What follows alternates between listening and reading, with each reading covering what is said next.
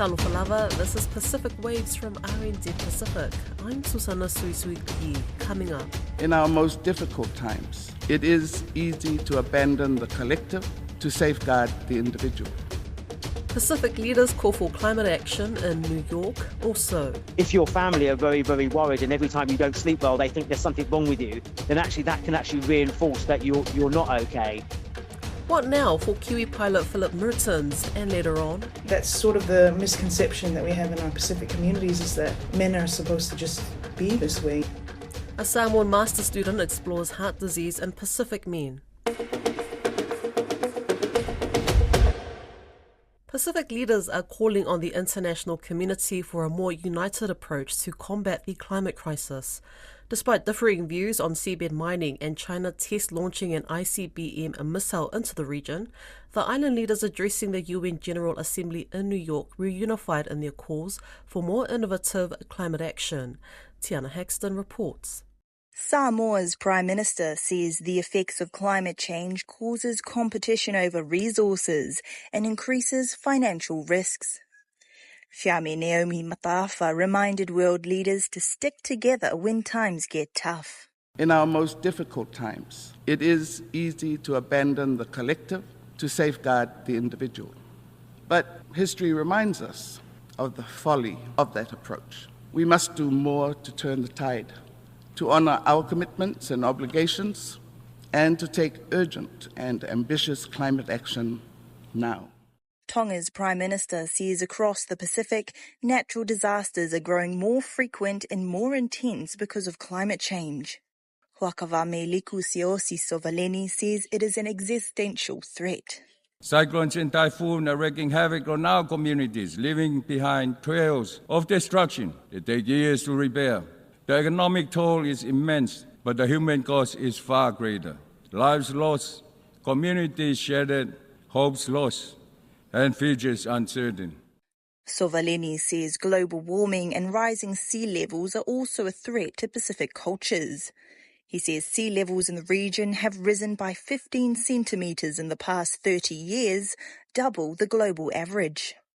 Rising sea levels are eroding coastlines, swallowing entire islands, and forcing families to abandon their ancestral homes. This is not just about losing land, it's about our very identities, losing heritage and culture. Australia say they intend to put the Pacific on a pedestal and highlight these climate challenges.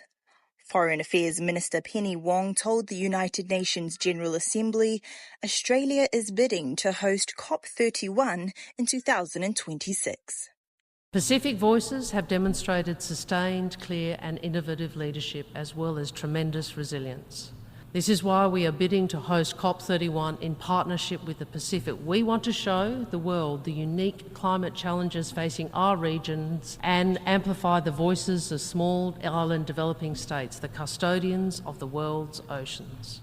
COP29 will be held in Baku, Azerbaijan in November this year.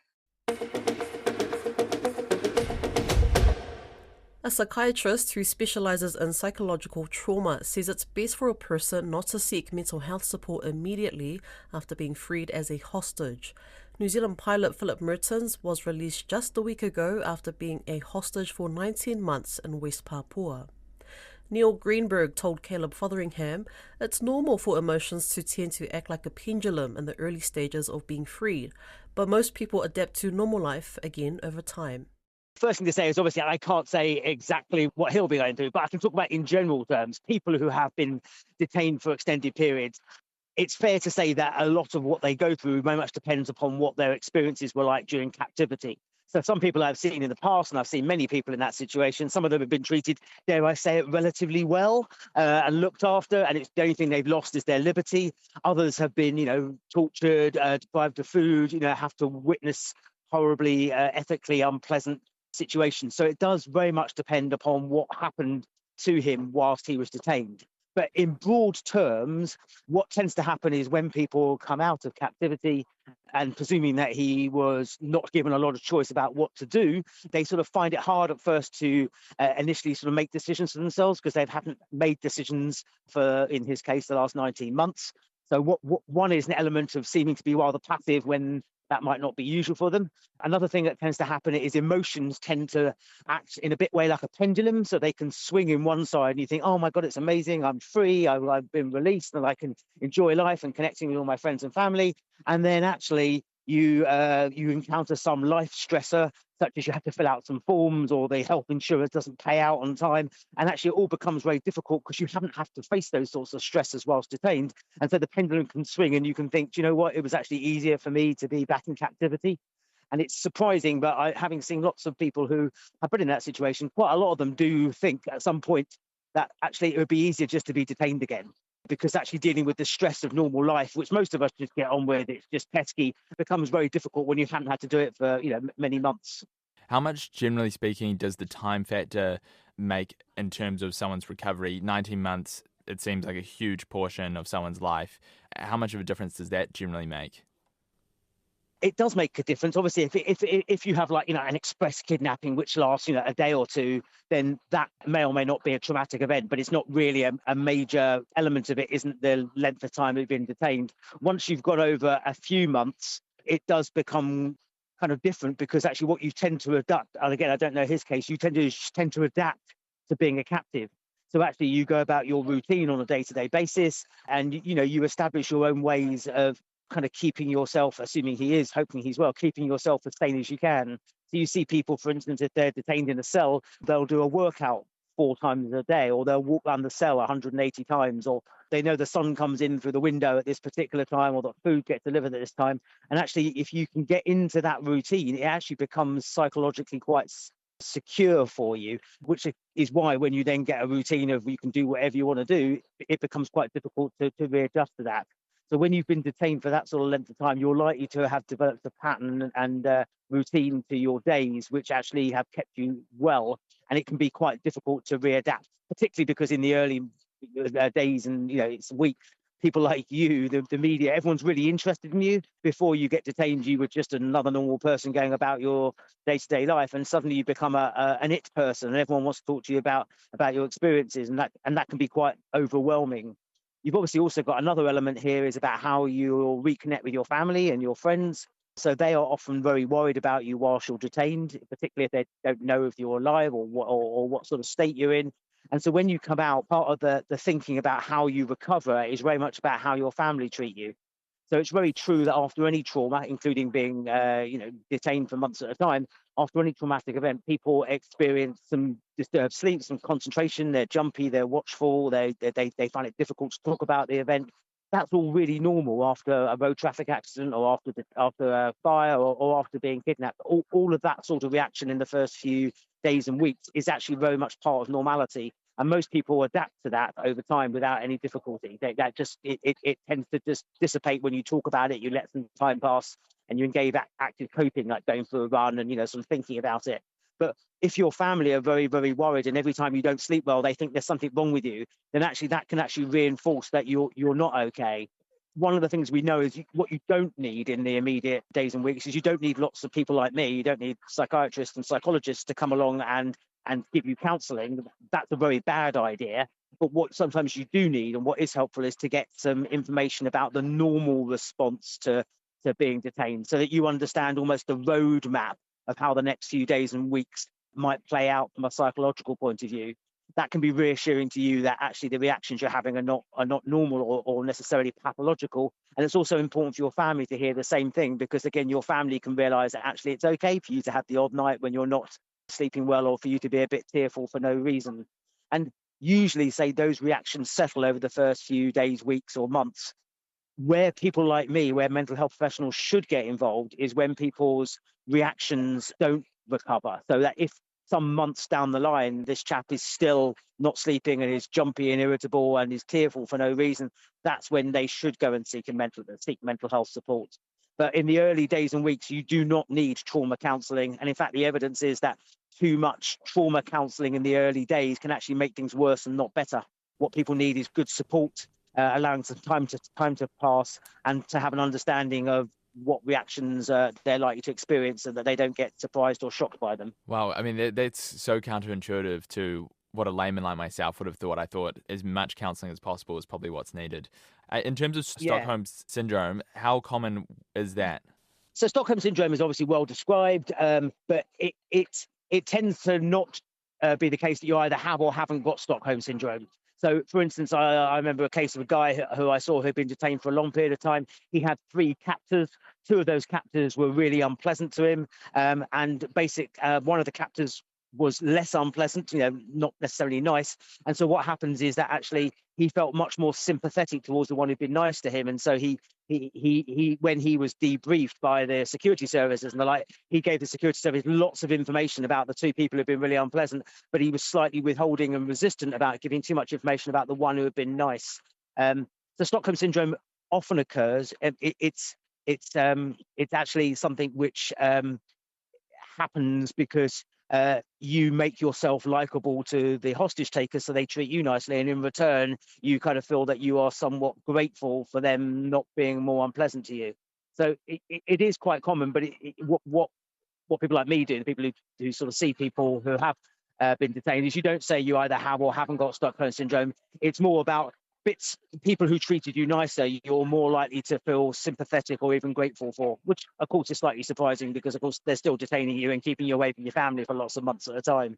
So it certainly does happen. It also happens the other way around, where the people who take you hostage also can begin to quite like you, and they may treat you in better ways if you've made yourself seem, attractive, nice, decent, reasonable, and that again works in your favor. So it's a two-way piece where you feel sympathetic towards them, but you're also hoping that they're going to feel sympathetic towards you. You mentioned the media before. I'm sure Philip Mertens is getting many media requests for an interview. How would you suggest for someone who was recently a hostage to manage the media? Yeah, so our suggestion is in every case, unless there's some very strange reason, I would suggest that they don't do any contact with the media in the first few weeks. They should concentrate on getting their life back in order and sorting themselves out. Sometimes when they end up speaking to people like you in their first few days and weeks, they can become overly emotional or say things they don't mean. And then when they look back on it, some weeks or months later, they think, what was I doing? So the best advice is get yourself more sorted. And if you want to engage the media, do it at a time of your choosing, not when they're knocking at your door because you're hot news today. That's a much better way of doing it. And from a psychological point of view, it's better for the individual who hasn't had any control over their life for the last X many months to be in control of their life and to say to the media, no, not now. If you're still interested in me, I'll give you my exclusive or have you, but I'll do that in some weeks' time when I'm ready to do that at my timing.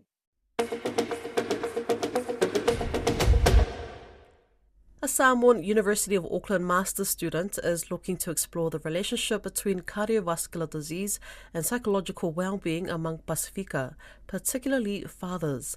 Aniva Hunkin says everything happens for a reason, and an experience with her father requiring an angioplasty, a procedure to open blocked arteries, caused her to pivot to this topic. She's looking for Pasifika families affected by cardiovascular disease, or CVD, to take part. She spoke with Christina Persico. I'd always been interested in the behavioural sciences, so psychology has been a passion of mine, just understanding how people think and the way they behave and operate in their worlds. And it was interesting. This actually it sort of fell into my lap. My father was visiting 2 years ago, and I don't like to harp on about the same story, but it really is the motivation behind my pivot. I'd like to say it was a pivot. I never really looked at doing health psychology, so to speak. I was more, again, interested in the social aspect of psychology. So, again, in saying that this is quite a fortuitous situation, this is how I look at it. It was a predicament that occurred in my family. My father presented with cardiovascular disease, and I currently work in aged care and have been for the past about 8 years as part-time work. I noticed in my father symptoms that I'd seen in some of my patients, and I thought, okay, this isn't Dad. No. So I think, that really motivated me to probe a little bit, because I could see in our cultures, in the Pacific cultures, there's not so much a tendency to ignore things, but more so the inability to open up. And I think, vulnerability is sort of, it's quite a foreign thing that you see in our Pacific communities. I mean, any representation of a Pacific male. You've got Maui, for example, in Moana. I think a lot of kids can also see this powerful figure in Maui. So all these representations, you've got Dwayne "The Rock" Johnson. He's just this embodiment of what it's meant to be like as a Pacific male. He's big, he's strong, and I think that's sort of the misconception that we have in our Pacific communities, is that men are supposed to just be this way, be strong and all that. I don't know too much about it. I think that's the one thing I want to make clear too, is I'm in no way a health specialist or a heart specialist for that matter, but this has opened my eyes to being educated, and I think that's the message I'm trying to get across here, is how can we educate our people to look out for these signs and to support one another, you know? And so that's really the core, sort of the central thesis of what I'm trying to investigate, is I'm trying to explore the knowledge that my people have, and any gaps that that we can address, and any support that we may offer in what I find in my research.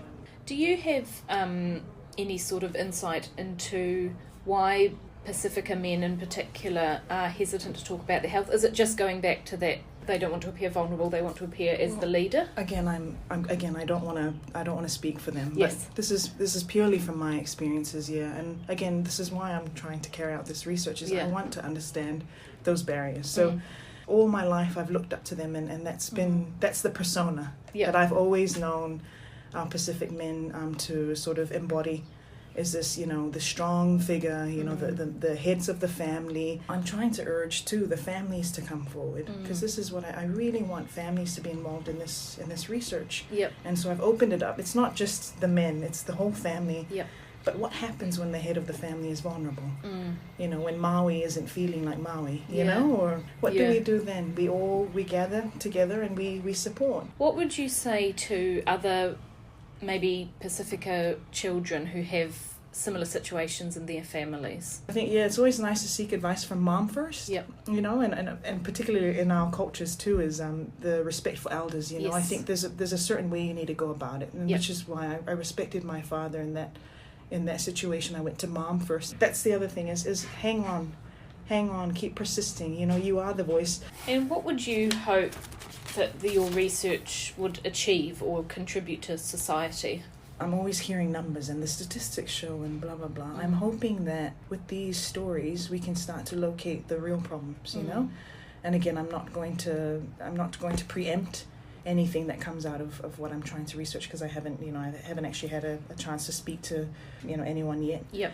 Other than my father and his experiences. I just want to know how we can spread awareness, from this. I want to know how active our families are also in supporting each other. Yep. And I want to know how we as a society can support, our Pacific families and our Pacific fathers. It's nice to hear the stories that come through. And again, not just the stories of those that are affected, in this instance, the Pacific fathers that are diagnosed with CVD, but their children and their wives. And I think I'm just trying to gauge how the whole family is operating in this time, and in this predicament. Yes. Because it is, it's a hardship, and I'm trying to see also the pros that would come out of it too, maybe leaning to each other more, and then what supports they tap into. It's obviously, these are all things that will definitely inform policy. That's Pacific Waves for today. For all episodes, head over to rnz.co.nz/Pacific. We're also on Spotify, Apple and iHeartRadio. From myself and the RNZ Pacific team, tō whā soifua.